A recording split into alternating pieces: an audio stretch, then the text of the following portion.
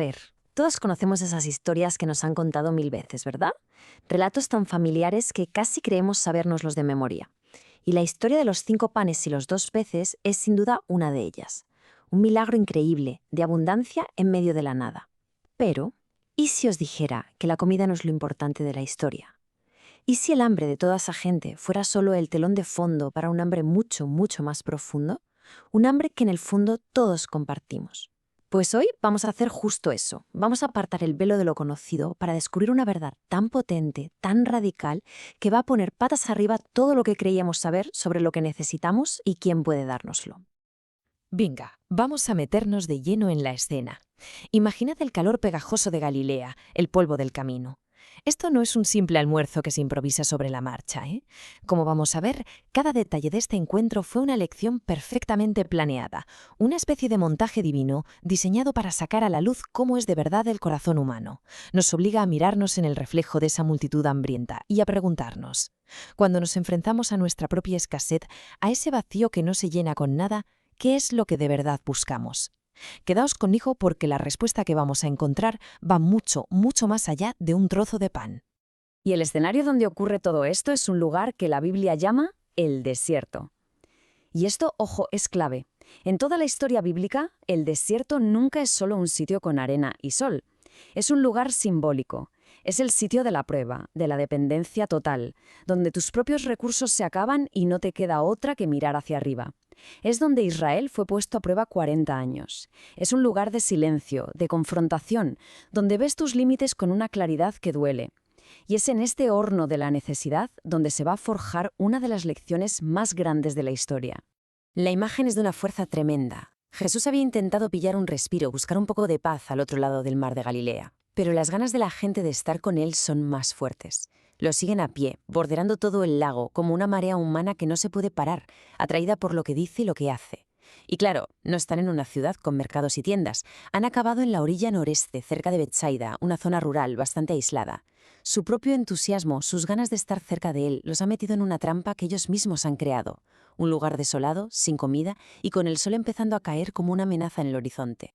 Y la escala, madre mía, es que es para alucinar. El texto nos dice que había 5.000 hombres, pero tenemos que entender cómo se contaban las cosas en aquella época. Solo se contaba a los varones adultos. Si a esos 5.000 les sumamos sus mujeres, sus hijos, los abuelos, los expertos calculan que la cifra real podría ser de 15.000 o incluso 20.000 personas. Imaginad el estadio de fútbol más grande que conozcáis, a reventar. Pues ahora trasladad toda esa gente a una ladera solitaria, al atardecer. 20.000 estómagos que empiezan a hacer ruido.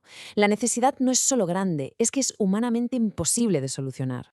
Y es justo en ese momento, con la tensión por las nubes, que Jesús se gira y mira a uno de sus discípulos, a Felipe. ¿Y por qué a Felipe? Pues mira qué curioso, Felipe era de Betsaida, la ciudad que estaba más cerca. O sea, si alguien tenía que conocer los ultramarinos de la zona, era él. La pregunta de Jesús, ¿de dónde vamos a comprar pan?, parece súper práctica, pero el texto nos da un chivatazo crucial. Decía esto para probarle, pues él sabía lo que iba a hacer. No es que no supiera la respuesta, ¿eh? Es una prueba divina, como un bisturí de profesor para dejar al descubierto que la lógica y los recursos humanos no sirven para nada ante una necesidad tan gigantesca. La respuesta de Felipe es, pues, la que cualquiera de nosotros habría dado. Casi podemos verle echando cuentas a toda prisa en su cabeza. 200 denarios.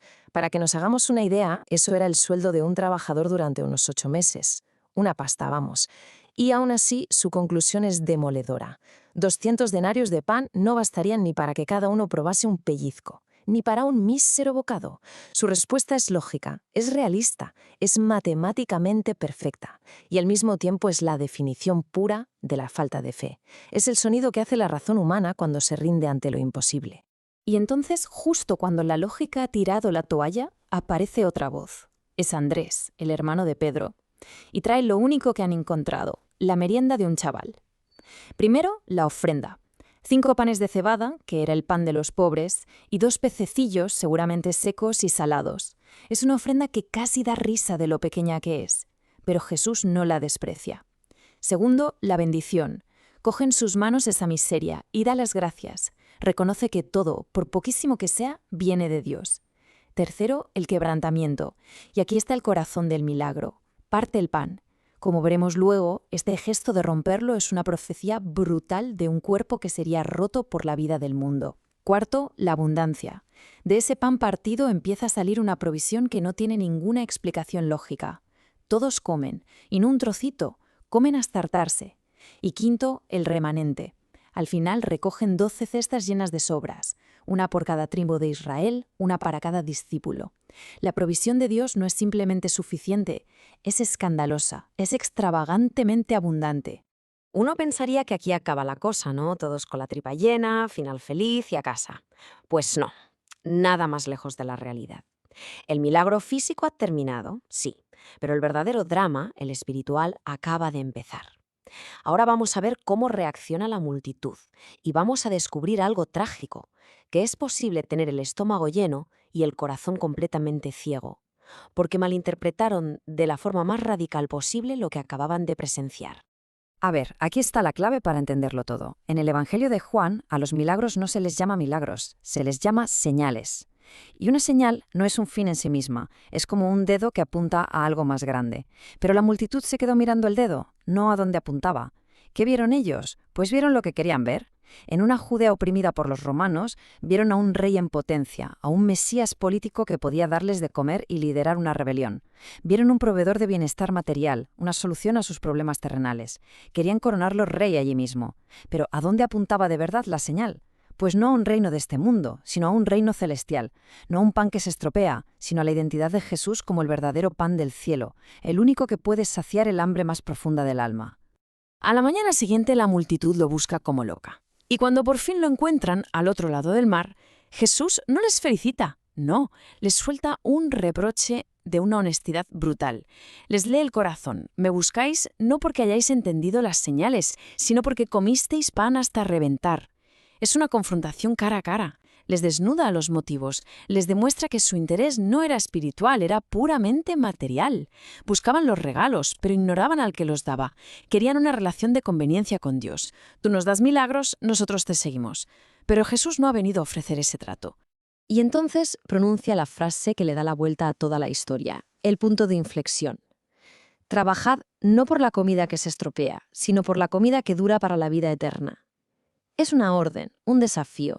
Los está obligando a levantar la vista de sus estómagos y a pensar en sus almas. Les está diciendo que hay un hambre mucho más gorda que la física y que han estado gastando todas sus energías en saciar la necesidad equivocada. Es una llamada a cambiar el enfoque de toda su vida, de lo inmediato a lo eterno, de lo material al espiritual. Y esto nos lleva de cabeza al meollo de la cuestión, al corazón teológico de todo este pasaje. Una vez que ha dejado claro que sus motivos están equivocados, Jesús está a punto de darles no lo que le piden, sino lo que necesitan desesperadamente, una revelación sobre quién es Él de verdad. Así que preparaos, porque lo que viene ahora es el famoso discurso del pan de vida, donde el significado oculto del milagro se va a desvelar con una claridad que ciega. Escuchad con muchísima atención. Yo soy el pan de vida. Esas dos primeras palabras, yo soy, que en el griego original son ejo e imi, son una bomba atómica teológica.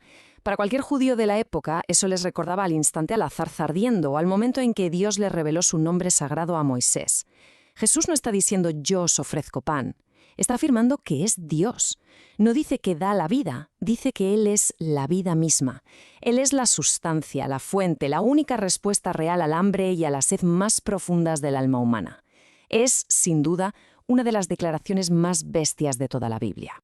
Y ahora, de repente, todo encaja.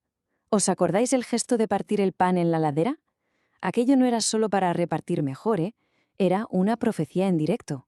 El pan de cebada que fue partido era un símbolo, un presagio del verdadero pan del cielo que iba a ser quebrantado. Jesús lo dice sin rodeos.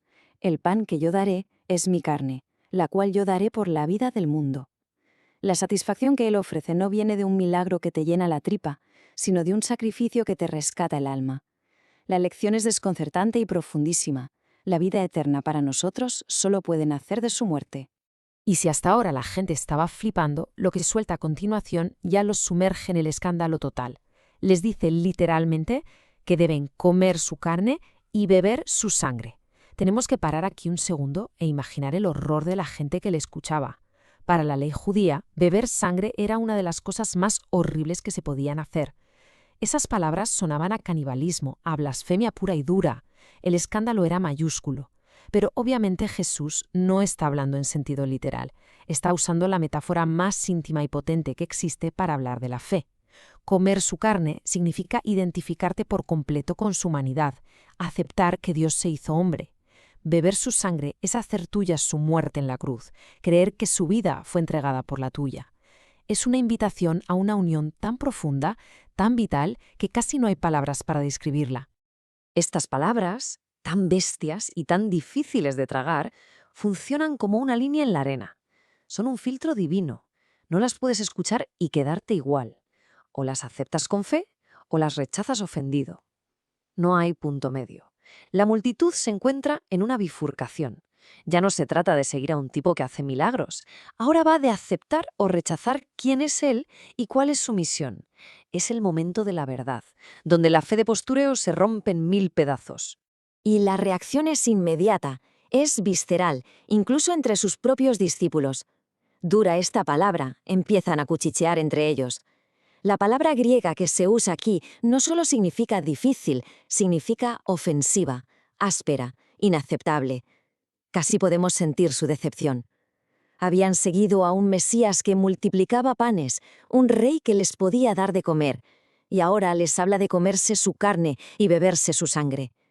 Sus sueños de un reino terrenal, de prosperidad, se estrellan contra la cruda realidad de un Salvador que habla de sacrificio y de muerte.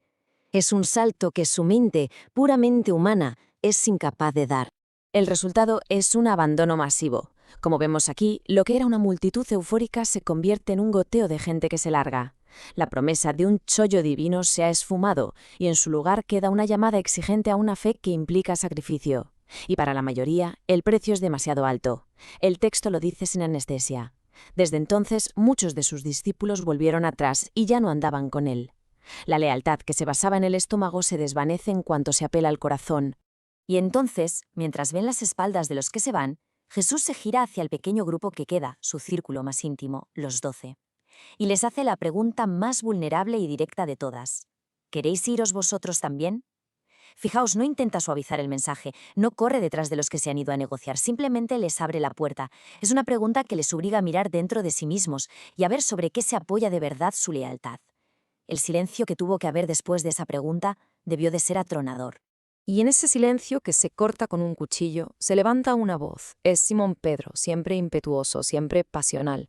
Y su respuesta es el ancla de toda esta historia. Señor, ¿a quién vamos a ir? Fijaos en lo que no dice. No dice, claro que sí, lo hemos entendido todo perfectamente. No, su respuesta no es una afirmación de haberlo entendido con la cabeza, es una declaración de dependencia total. Tú tienes palabras de vida eterna. Es reconocer que por muy difícil y confuso que sea el camino a su lado, fuera de él solo hay vacío. Es una lealtad que no se basa en la certeza, sino en la confianza, un pacto del alma sellado en mitad del abandono y la duda. Y así, después de este viaje tan dramático, desde un desierto físico hasta una encrucijada del alma, llegamos a la conclusión. Ahora es el momento de atar todos los cabos, de recoger las piezas del puzzle y ver por fin la imagen completa que esta historia nos ha estado pintando desde el principio. A los que se quedaron, confusos pero leales, Jesús les da la clave final, la llave que lo descifra todo. El espíritu es el que da vida, la carne no sirve para nada. Aquí, la carne es la perspectiva puramente humana, la que hizo que la multitud solo viera pan y que los discípulos que se fueron solo oyeran palabras ofensivas.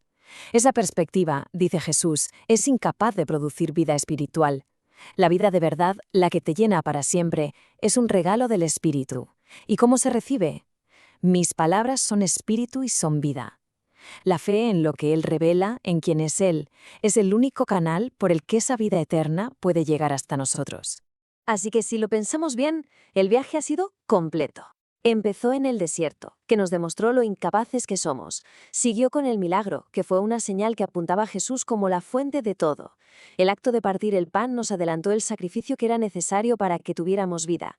La enseñanza tan difícil forzó una elección fundamental en cada corazón. Y al final entendemos que la verdadera saciedad, la vida eterna, solo la puede dar el Espíritu, a través de la fe en Cristo y en sus palabras. Y así la historia de los 5 panes y los 2 peces deja de ser un cuento antiguo y se convierte en un espejo, porque todos nosotros vivimos en nuestro propio desierto, lidiando con nuestras propias carencias. Y la pregunta que esta historia nos deja flotando en el aire es esta: en la búsqueda por llenar nuestro vacío, ¿nos vamos a conformar con los regalos, con el pan temporal que nos calma el estómago un rato, o tendremos el valor de levantar la vista, de ver más allá del milagro para buscar al que los hace, de anhelar no solo el pan, sino al pan de vida? Esa es la lección que 2000 años después este relato sigue planteando, en silencio, a cada corazón.